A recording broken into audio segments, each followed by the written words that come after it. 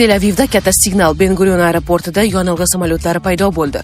Isroil keng ko'lamli operatsiyaga tayyorlanmoqda. Yopiq muzokaralar ortida nima bor? Vladimir Putin Eron rahbariyatiga yashirin signal yubordi. Kutilmagan va keskin da'vo. Rossiyalik askarlar ochlikdan odam go'shtini yeyaptimi? Ommaviy axborot vositalari. Isroil bosh vaziri Benyamin Netanyahu tuzoqqa tushdimi? Saylov va sud bir nuqtada. Hammasini qaytaradi, keyin ozod bo'ladi. Japarov Tashifning ukasi haqida.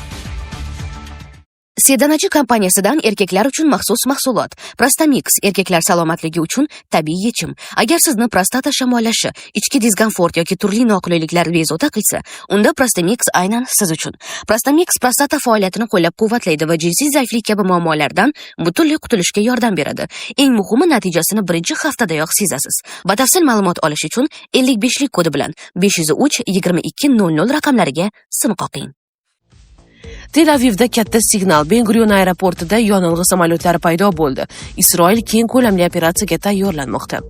Tel Aviv markazidagi Ben Gurion aeroporti hududida ko'p sonli yonilg'i qo'yish samolyotlarining paydo bo'lishi keskin savollarni keltirib chiqardi. Bu oddiy harbiy harakat emas, balki keng ko'lamli operatsiyalarga tayyorgarlik belgisi sifatida talqin qilinmoqda. Ayniqsa AQSh va Eron o'rtasidagi muzokaralar boshi berk ko'chaga kirib qolgan bir vaqtda bu holat Tehron bilan to'g'ridan-to'g'ri urush boshlanishi haqidagi taxminlarni yanada kuchaytirmoqda. Front chizig'ida esa vaziyat tobora portlash nuqtasiga yaqinlashmoqda. Isroil harbiylari Nablus janubi-sharqidagi Jalud qishlog'iga hujum qildi. Bu zarba allaqachon tarang bo'lgan hududda yangi eskalatsiya bosqichini boshlab berdi. Shu bilan birga Quddus shimolidagi Arram shaharchasida o'nlab falastinliklar hibsga olingani vaziyatni yanada keskinlashtirdi. Bu hibslar oddiy xavfsizlik chorasi sifatida emas, balki kengroq nazorat strategiyasining bir qismi sifatida ko'rilmoqda. Livan janubida esa insoniy fojia chuqurlashmoqda. Isroil tomonidan amalga oshirilayotgan bombardimonlar sababli aholi o'z uylarini tark etmoqda. Bu esa mintaqadagi urush faqat harbiy kuchlar o'rtasida emas, balki tinch aholiga ham to'g'ridan-to'g'ri zarba berayotganini ko'rsatadi. Siyosiy maydonda esa ichki qarama-qarshiliklar ochiq portlash darajasigacha yetdi. Jozef Aoun Hizbullohni Isroil bilan muzokaralardan bosh tortgani uchun keskin tanqid qildi. U Livanning muzokaralar olib borish qarori xiyonat emasligini alohida ta'kidladi va ogohlantirdi. Haqiqiy xiyonatni o'z davlatini begona manfaatlar yo'lida urushga tortayotganlar sodir etmoqda. Agar bu urush Livan uchun bo'lganida biz uni qo'llab-quvvatlagan bo'lardik, ammo urushning maqsadi boshqalarning manfaatlariga xizmat qilish ekan. Men buni butunlay rad etaman. Bu bayonot Livan ichidagi siyosiy bo'linishning naqadar chuqurlashganini ochiq ko'rsatadi. Global darajada esa yangi diplomatik mojarolar yuzaga chiqmoqda. Ukraina Isroilni o'g'irlangan don ortilgan kema masalasida keskin tanqid qildi. Kiev ma'lumotiga ko'ra, Rossiya bilan bog'liq ikkinchi Panormitis kemasi o'g'irlangan Ukraina donini Hayfaga olib ketayotgan bo'lishi mumkinligi haqida ogohlantirgan. Bunga javoban Gezian Sar ayblovlarni rad etib, da'volar hali dalil emas deb javob bergan. Biroq Ukraina bundan norozi bo'lib Isroil elchisini chaqirtirgan va Isroilni Rossiyaning urushdan foyda ko'rishiga yo'l ochayotganlikda ayblagan. Bu esa yangi diplomatik front ochilayotganidan dalolat beradi. Yopiq muzokaralar ortida nima bor? Vladimir Putin Eron rahbariyatiga yashirin signal yubordi. Rossiya prezidenti Vladimir Putin va Eron tashqi ishlar vaziri Abbos Aroqchi Peterburgda nimalarni gaplashdi va nimalar ochiq aytilmadi. Peterburgda Rossiya prezidenti Vladimir Putin Eron prezidentining maxsus vakili va tashqi ishlar vaziri Abbos Aroqchini qabul qildi. Suhbatning ilk daqiqalaridanoq Putin asosiy pozitsiyani aniq bildirdi. Rossiya Eronni qo'llab-quvvatlagan va bu yo'lni davom ettirdi. Prezidentning ta'kidlashicha, o'tgan hafta u Eron oliy rahbaridan maktub olgan.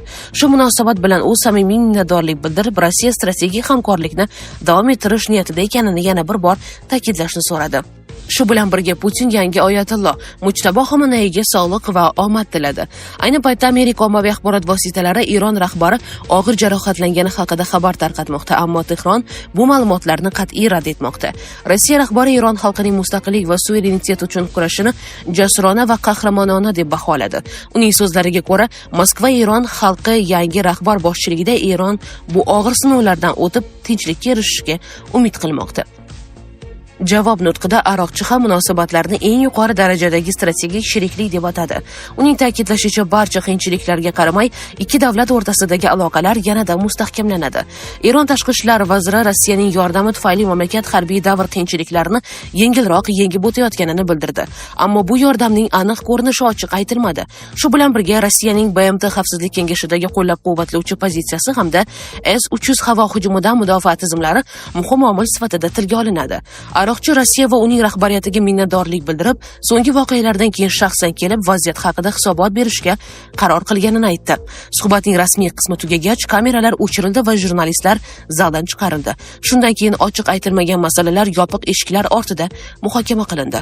Ma'lumotlarga ko'ra, ushbu uchrashuv Peterburgda bo'lib o'tgan. Aroqchi shuningdek Rossiya rahbariga Ali Xomanayning vafoti munosabati bilan bildirilgan hamdardlik uchun minnatdorlik izhor etgan va yangi oyatulloh saylangani bilan bog'liq tabriklarni ham alohida qayd etgan. Kutilmagan va keskin da'vo. Rossiyalik askarlar ochlikdan odam go'shtini yemoqda.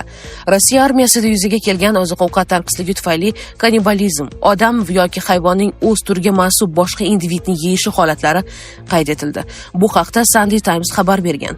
Ma'lum qilinishicha, Ukrainaga bostirib kirishda ishtirok etgan bir necha rus harbiy xizmatchilari oziq-ovqat tanqisligi sababli kannibalizmga murojaat qila boshlagan. Nashr Ukraina harbiy razvedkasi materiallari, shu jumladan fotosuratlar va rus zobitlari o'rtasidagi o'nga yaqin audio xabarlarni asos qilib olgan. Shuningdek, xabarda o'z o'rtoqlarini yeb qo'ygan kamida 5 ta holat haqida gap borgan. Qayd etilishicha, holatlardan biri 2025-yil noyabr oyida Donetsk viloyati Mirnograd hududida sodir bo'lgan. Taqdim etilgan dalillarga ko'ra 95 alohida gvardiya motorli miltiq brigadasining 51 alohida qo'riqchilarining 51 polkida xizmat qilgan cho'loq chaqiruv belgisi bilan piyoda askar ikki hamkasbini o'ldirgan va ulardan birining oyog'ini yeyishga harakat qilgan. Bu bo'yicha noma'lum ofitser brigada razvedka batalyoni komandirining o'rinbosari Vladislav Razikovga Telegram orqali xabar bergan. Shuningdek, u tasvirlarni, shu jumladan kesilgan oyoqning fotosuratini ham yuborgan. Aytilishicha, tasvirlar maxsus dasturiy ta'minot yordamida tahlil qilingan. Tasvirni o'rgangan mustaqil harbiy jarrohning ta'kidlashicha, jarohatlar jangovar jarohatlarga o'xshamaydi va ehtimol o'tkir narsa bilan kesish orqali yetkazilgan. Mavjud ovozli xabarlarda ofitser odam go'shtini yemoqchi bo'lgan askar podvaldan topilganini da'vo qilgan. Uning so'zlariga ko'ra, askarni ushlamoqchi bo'lganida u o't ochgan va o'sha yerda o'ldirilgan. Bundan tashqari, ofitser uning askarlari ochlikdan va qattiq charchaganidan shikoyat qilgan. Boshqa qo'lga kiritilgan suhbatlarda ham kannibalizm holatlari qayd etilgan. Xususan, o'tgan yilning aprel oyida most chaqiruv belgisi bo'lgan askar qo'mondonga inson go'shtini iste'mol qilgan hamkasbi haqida shikoyat qilgan. Shuningdek, 2025-yil oktyabr oyida 1437-motorli miltiq polkining qo'mondoni shunga o'xshash harakatlarda bo'ysunuvchini ayblagan va odamlarni yeyishni to'xtatishni talab qilgan. Yana bir boshqa xabarda 55-motorli miltiq brigadasi boshlig'i alkogol va giyohvand moddalar bilan birga kannibalizmni aniq taqiqlovchi buyruq chiqargani ham ma'lum bo'lgan. Isroil bosh vaziri Benyamin Netanyahu tuzoqqa tushdimi? Saylov va sud bir nuqtada. Isroil bosh vaziri Benyamin Netanyahuga nisbatan olib borilayotgan sud ishlari yangi bosqichga o'tdi. U o'tgan yil noyabr oyidayoq mamlakat prezidenti Itzhak Herzogga afv so'rab murojaat qilgandi. Bu holat juda noodatiy, chunki hali sud hukmi chiqmagan. Netanyahu esa og'ir davrda sud ishlariga vaqt yo'qligini ta'kidlab, ularni to'xtatishni so'ragan. Biroq endi Isroil prezidenti Itzhak Herzog uni oldindan afv etishni rad etdi. Hatto AQShning sobiq prezidenti Donald Trampning qo'llab-quvvatlovi ham bu qarorga ta'sir ko'rsata olmadi. Shu bilan birga Herzog Netanyahuga aybini tan olib, tergov bilan kelishuvga borishni taklif qilgani haqida New York Times nashri xabar bergan. Netanyahuga qarshi ochilgan jinoiy ishlar uni 2016-yildan buyon ta'qib qilib kelmoqda. 2020-yil may oyidan buyon esa unga qarshi pora olish, firibgarlik va ishonchni suiiste'mol qilish ayblovlari bo'yicha sud jarayoni davom etmoqda. Sud jarayonini pandemiya va qurolli to'qnashuvlar sabab bir necha bor to'xtatilgan. Xususan, Hamas jangarilari hujumlaridan keyin ham jarayon uzilgan. Bu esa turli gumonlarga sabab bo'ldi. Ayrimlar Netanyahu urush orqali sudni orqaga surishga urinyapti degan fikrni ilgari surmoqda. Sharqshunos Aleksandr Karginning ta'kidlashicha, bu gumonlarda muayyan mantiq bor. Agar urush maydonida muvaffaqiyat qozonilsa, Netanyahu navbatdagi parlament saylovlarida ham yutuqqa erishishi mumkin. Bu esa uning sudda oqlanish imkoniyatlarini oshiradi. Ayni vaqtda esa vaziyat shundayki, prezident Gersog siyosiy jihatdan Netanyahuga qarshi lager vakili sifatida uni og'ir tanlov oldida qoldirmoqda. Agar Netanyahu aybini tan olsa, u bosh vazirlik lavozimidan ketishiga to'g'ri keladi, ammo qamoqdan qutulib qolishi mumkin. Bu ayniqsa uning o'ng qanotdagi Likud partiyasi saylovlarda kuchsiz natija ko'rsatsa, juda muhim bo'ladi. Agar aybini tan olmasa, ehtimol qamoq jazosi kutmoqda. Netanyahuga qarshi bir necha yirik epizod bo'yicha ayblovlar qo'yilgan. Eng og'iri pora olish aybi bo'lib, u 4000 ish deb ataladigan ish doirasida ko'rilmoqda. Tergovga ko'ra, u Bezek media guruhi manfaatlarini ilgari surgan va buning evaziga ommaviy axborot vositalarida o'zini ijobiy yoritilishini ta'minlagan. Yana bir ishda esa Netanyahu tadbirkorlar Arnon Mincherdan qimmatbaho sovg'alar, eksklyuziv sigara va shampan qabul qilganlikda ayblanmoqda. Bu sovg'alar qiymati taxminan $195,000 tashkil qiladi. Mutaxassislarning fikricha, bunday ayblovlar sharoitida Netanyahuning sudda to'liq oqlanishi mumkin. U uchun asosiy umid siyosiy vaziyat va harbiy frontdagi natijalarga bog'liq bo'lib qolmoqda. Hammasini qaytaradi, keyin ozod bo'ladi. Japarov tashrifning ukasi haqida.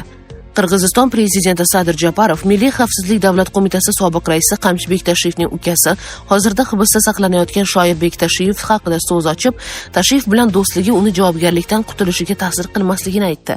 Japarov hokimiyatga kelganidan buyon doimo do'st, qarindosh, yaqin inson degan tushunchalar yo'qligini ta'kidlab kelganini aytgan. Yo'q, bunday bo'lmaydi. Men uchun faqat davlat va xalq manfaatlari ustuvor. Agar qonun buzilsa, hech kim javobgarlikdan qochib qutula olmaydi, deydi u. Tergov davomida Shoirbek Tashiyevning Qirg'iz neft-gaz sohasidagi korxonadagi korrupsiyaga aloqadorligi aniqlangan. Oqibatda davlatga 4,115 million qirg'iz so'mi miqdorida zarar yetkazilgan. Faqat bu summa to'liq byudjetga qaytarilgandan keyingina uning ozod qilinishi haqida gap bo'lishi mumkin, deydi prezident. Ma'lumotlarga ko'ra, qo'lga olinganlarning barchasi unga qarshi ko'rsatma bergan va o'z aybini tan olgan. Qonun hamma uchun bir xil bo'lishi kerak. Shundan keyin ular ozod qilingan. Shoirbek Tashiyev ham xuddi shunday yo'l tutishi kerak. Avval hammasini qaytarish, keyin ozod bo'lish, deydi u. Sizga yetkazmoqchi bo'lganlarimiz hozircha mana shulardan iborat edi. Dunyo yangiliklaridan uzoqlashmang. Salomat bo'ling.